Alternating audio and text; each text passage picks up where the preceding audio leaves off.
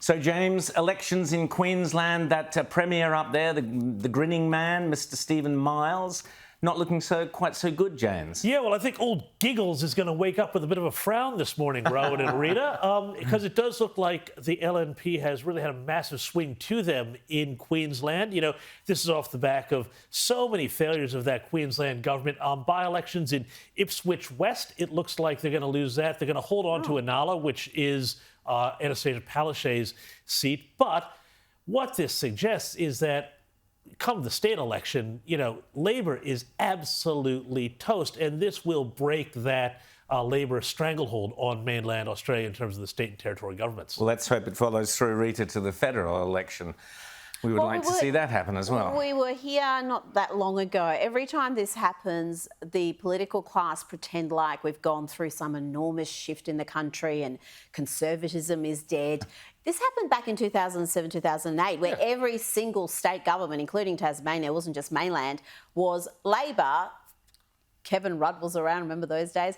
And we can't forget them. Remember how that all turned out? It didn't turn out too well for the left. So this could be the wave going back. You know, and it is interesting, too, because I think it is the one thing I'll say about the Queensland election is that really it is, you know, these real core issues that have absolutely smashed Labor. And this is where they've been shown to be out of touch. I think probably the number one issue there would have to be youth crime. Everybody I speak to in Queensland, from Townsville all the way down to the Gold Coast, says this is a huge concern. And you've got old Giggles up there who's, you know, laughing away about this sort of stuff. You know, they're putting through laws which are too little, too late, but you can tell that they just don't take it seriously. And there's a great lesson there for Peter Dutton and the federal coalition that you go for these heartland issues that really affect people: crime, cost of living, the borders, which we're going to talk about a little bit later, is going to be huge. Energy. These are the things people care about, and these are the things where culturally in their DNA, Labor is actually really very divorced from the people of Australia. Divorced from reality, as it were. UNRWA, we've spoken about UNRWA. This is the United Nations Relief Works Agency. Well, to their eternal shame, Labor showing that they are unfit, in my opinion, to be the government of this country. They've returned your money, your taxpayer dollars, to UNRWA, which is the controversial organisation which we've shown here many times over many years. The suspicion of the links to Hamas, the individuals who were with Hamas, who are also with UNRWA, etc., etc., etc. We've gone through all of that. Penny Wong this week decided, I'm going to give back. I'm going to give back the $6 million to UNRWA. Julie Bishop cancelled money to them. Where's the DFAT advice on that? We had the Teals last week, to their eternal shame. Here's their letter. The hands that signed the paper. There you go. That's the Teals urging the refunding of UNRWA.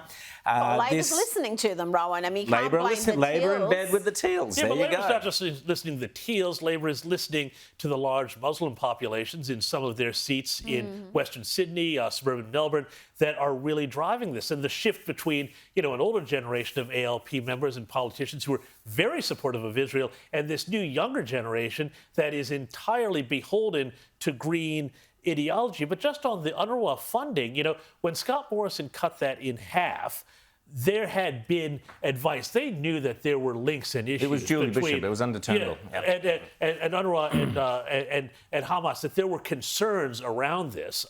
And so there were, and you look at the allegations that have gone out about many people who are involved with UNRWA also having ties to Hamas. You look at what various UN Watch organizations have looked at, some of these groups that are watchdogs and some of the things they've alleged about UNRWA. It's very disturbing that we would be giving them money without having these allegations fully tested. Well, and never mind October 7, it goes deeper than that. We've been talking about this on this program for years. I know, Rowan, you've been writing about it, the concerns about how that money is being used to push hate, indoctrination in schools, all sorts of programs that seem to reward behaviour that we want to stamp out, not encourage. So this is deeper than, obviously, the atrocities of October 7, but you would think that would wait around until that report and that investigation was completed before they would restore funding. Absolutely. Well, I'll be talking about it later on in my editorial about that very issue.